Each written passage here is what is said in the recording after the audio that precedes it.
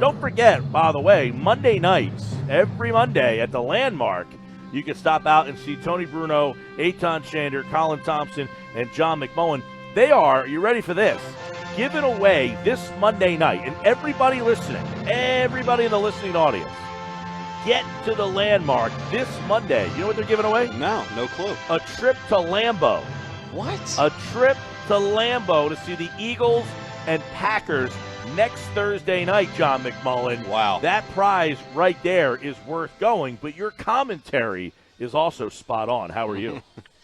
Hey, how are you guys? And everybody should show up. It's a cast of thousands on Monday night. Yeah, well, that trip to Green Bay is worth me getting out there. Now, if I was eligible, I would be making the short drive from here. But a lot of people in our listening audience live right by the Landmark Americana. What a great place, by the way. I used to do my fantasy football. We had a league that I was in. We do our draft there. Oh, that sweet. place is awesome.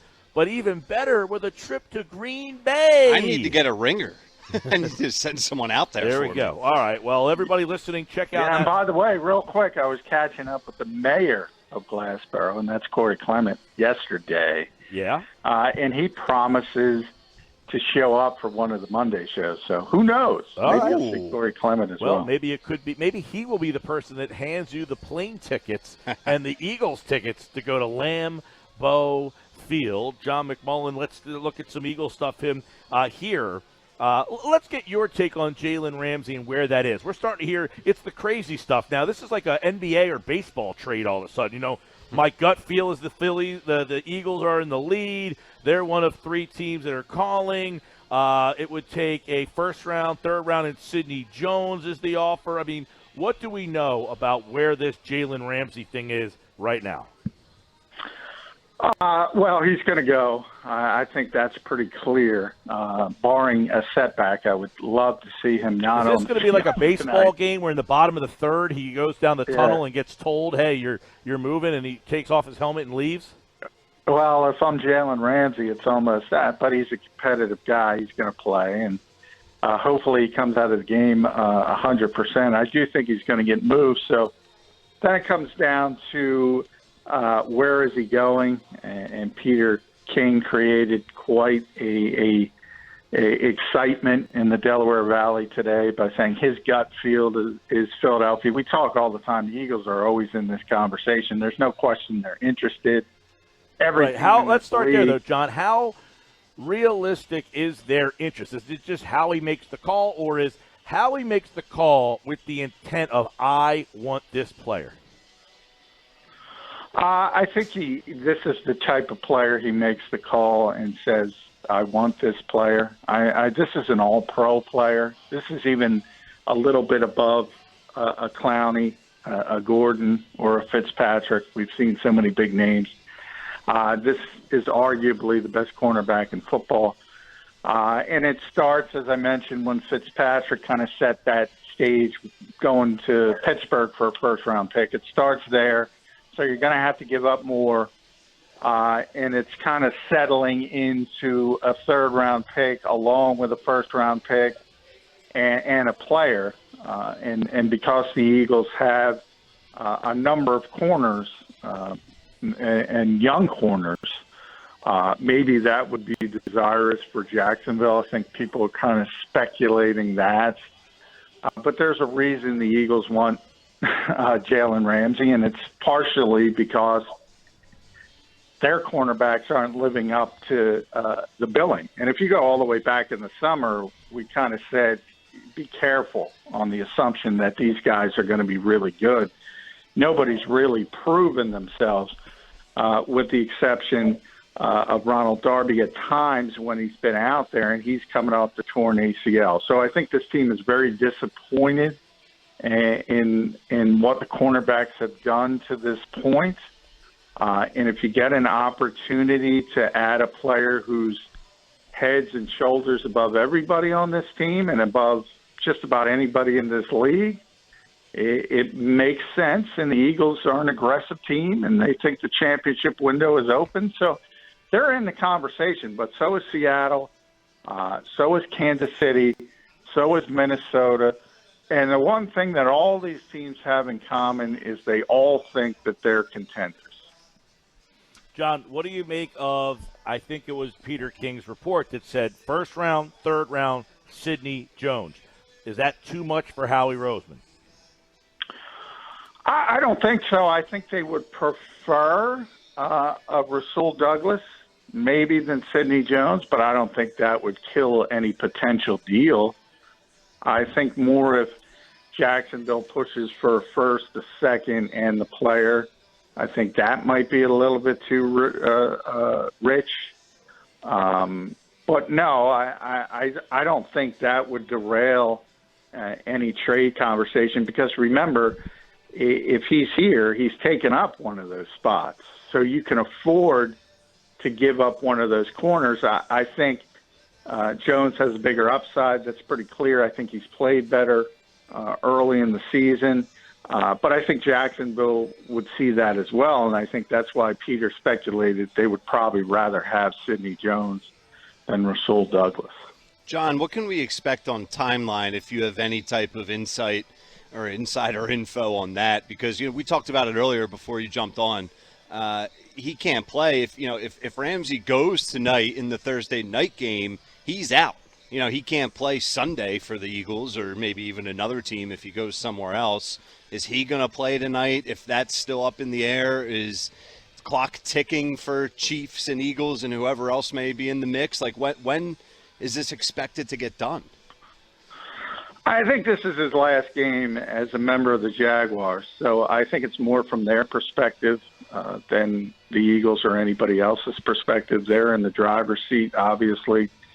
They seem to, Shad Khan talked today, the owner of the Jaguars. He said he understands the needs of individuals, but you got to put teams above individuals. So that is kind of a dead giveaway that I think they've reached the fork in the road. They've already decided they have to move on. And it's tough. I mean, you can't, and I said this when Antonio Brown got into a dust-up with Mike Mayock in Oakland. You can't do that to the general manager or the head coach. You can't move forward from that point. So either you got to move on from the coach or the GM, or you got to move on from the player. I would argue Jacksonville would probably be better off moving on from coach, but they've made their decision. Now, having brought up his behavior and incident on the sideline and how Jalen Ramsey has handled his time down in Jacksonville, obviously as of recent especially, is that on the Eagles' radar? In your mind, if it's not on their radar, should it be? Is there any concerns in the back of your mind that, well, this guy's kind of a wild card? I know that's Doug's specialty and that's one of his strengths is managing those personalities, but is that a calculated risk? No, I don't think so. And you just hit on part of it, and that's Doug's strength as a coach. I think arguably he's the best in the league at handling personalities. But, good players often have hiccups everywhere, and it's part of sort of the swagger to be that type of player, whatever adjective you want to use. There were no problems when they were going to the AFC Championship game. The problems only occur when they started losing, and he's frustrated. And I think if he goes to a good team, the frustration goes away, and you got a player who's, again, arguably the top at his position in football, and he would fit in seamlessly anywhere, not just Philadelphia. So that's not even, to me, that's not even a consideration.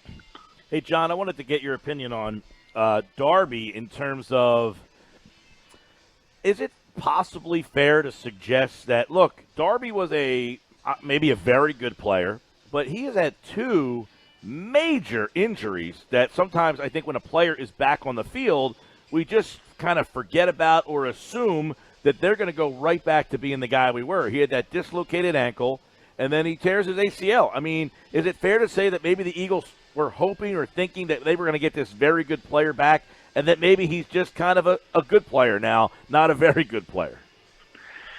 Yeah, I talk about that all the time. People assuming that everybody goes into a stasis in after injuries, and they're the exact same person. They go away, and they're put in the shrink wrap, and they come back repackaged as the exact same person. It doesn't work out that way. It seems like we live through it every year, whether it's Carson Wentz, whether it's Fletcher Cox this year, Brandon Graham last year coming off surgeries. Maybe you get to that point, but there's a little bit of a ramp-up period. And sometimes you never get back to that point coming off an injury, never mind 2 injuries.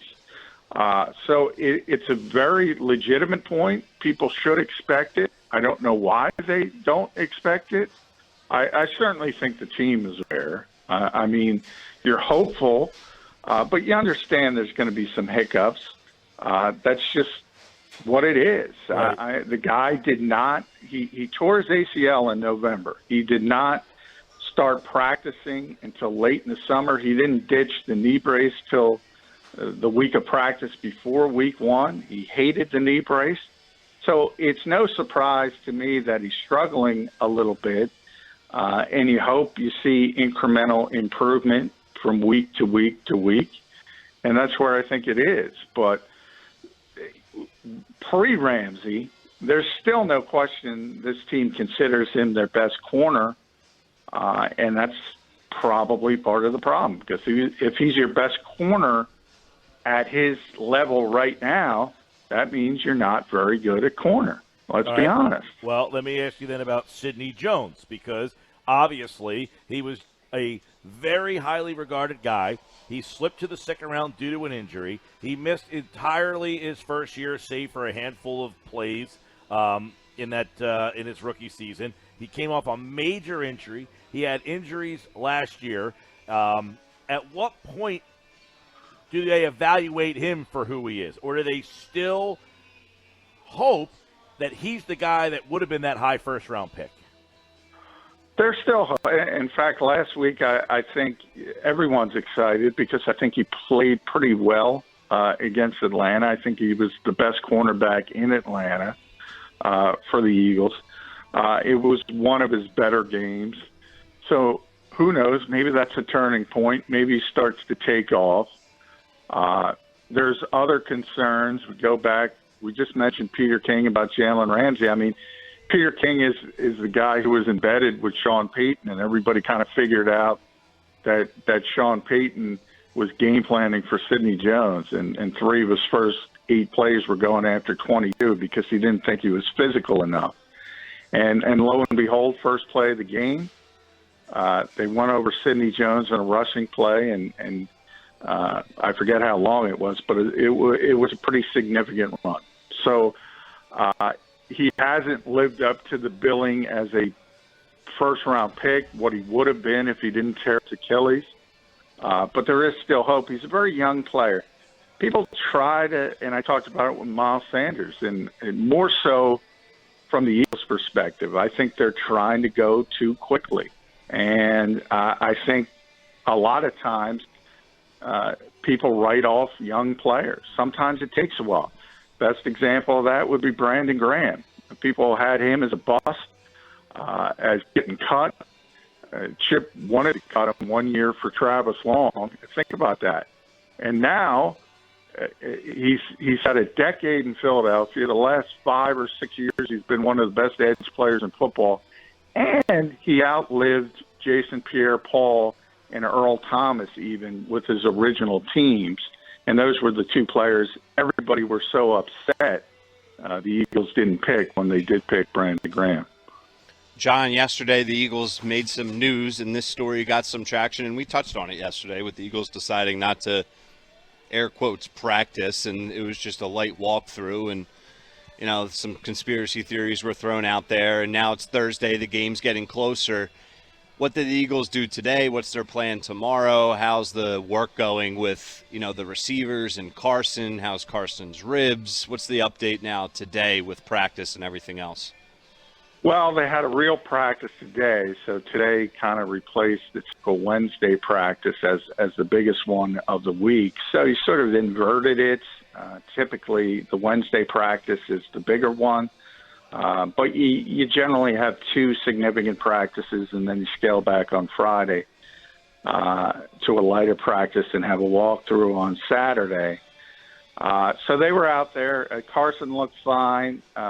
The issue, only 5 bodies at receivers. It's very clear that Alshon Jeffrey, Deshaun Jackson are not playing against Detroit, and they're not playing against Green Bay. And it could be longer than that, trending for both of them.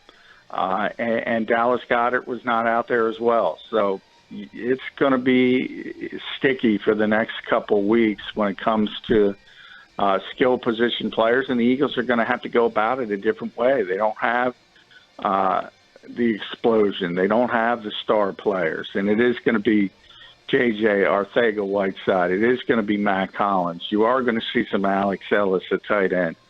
Ultimately, I think they're going to have to bring up Greg Ward. Not what we envisioned, but you got to get through it. And it starts this week, and we'll see how the Eagles handle it. Yeah, John McMullen, football at 4, the Eagles and the Lions. Let's real quick touch on this week's opponent. They gave up 10 points last week. And I want to ask you this because the Chargers are a team that had Super Bowl aspirations. They're banged up. Do you find that the Eagles are in a similar spot here, that the Lions are actually a scary opponent with the injury situation that you're in right now? Yeah, I think anybody, well, not anybody, with the exception of maybe Miami and the Jets, who are down to their third-string quarterback, but everybody would be scary in this type of situation in the NFL. And the Lions are one of those teams. They're not great, but they're okay. And Matthew Stafford can beat you in a lot of ways. Tremendous arm talent. Is also more athletic than people give him credit for. They have good receivers with Kenny Galladay and Marvin Jones and Danny Amendola. So they can hurt you. Kerryon Johnson is an up-and-coming running back. So, yeah, I mean, it could be worse, but this is not a team you would typically walk over. I think if the Eagles are healthy, I think you don't worry about this game that much, to be honest, because they are so dominant at Lincoln Financial Field. But it's a whole different ball game because so many of the key contributors offensively are not going to be out there. So are they being extra cautious with the opponent?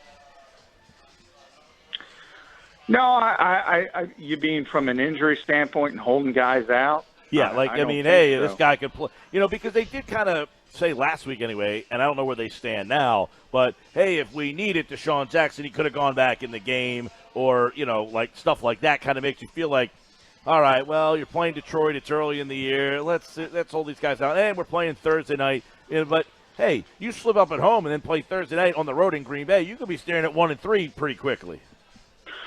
Yeah, no, I don't. I think now that we've gotten later in the week, I mean, one thing Doug did, and understand when he goes up there, and I think a lot of people think he was lying. He wasn't lying. A couple reasons. On Monday after the game, he said he didn't meet with the medical staff. He didn't. A, they got home at 4 a.m., but B, he's smart. He doesn't want to meet with them until after he talks to the media. He does that on purpose, because he doesn't want to be in a position where he has too much information, because then he would be lying. So he tries to avoid it as best as possible and just wait till after.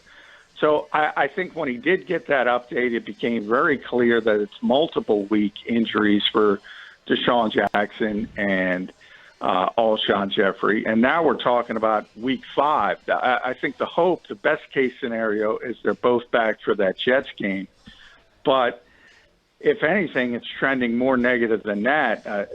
Our buddy Tim McManus broke the Deshaun story, and at least one doctor recommended surgery.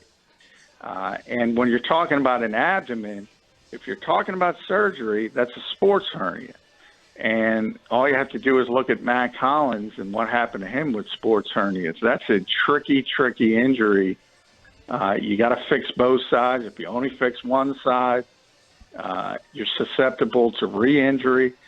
So that's something you got to keep an eye on. And it looks like Deshaun wants to try to play through it. So that could be a nagging thing for many weeks, even after he comes back. And then with any receiver, you start talking about calf injuries. And all of a sudden, if it pops, you got a 2-week injury that turns into a 10-week injury. So there's more concern now over those two particular players than there were before the injuries cropped up in Atlanta.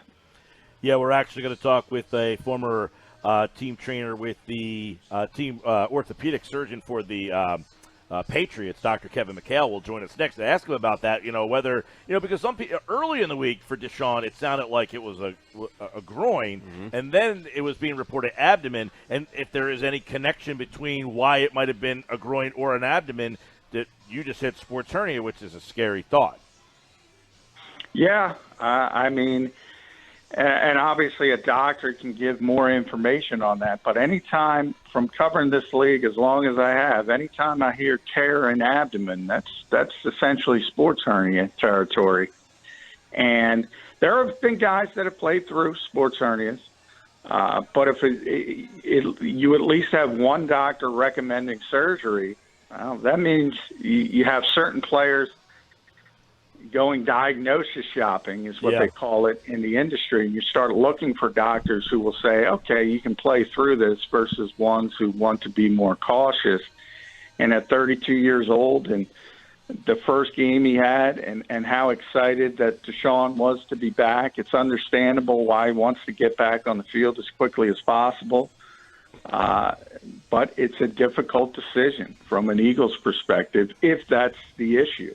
And look, he's clearly going to be out 2 games, so there's an issue. The only question is, what is that issue specifically, and how susceptible is he going to be to re-injury if he's not getting surgery?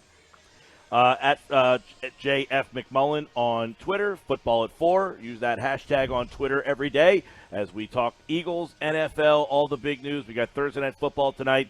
And, of course, you can hear that game after the countdown to kickoff with Bruno and Mays right here on 97.3 ESPN. All right, John, we'll talk again tomorrow. Get your pick and everything for Eagles-Lions. All right, thank you, guys.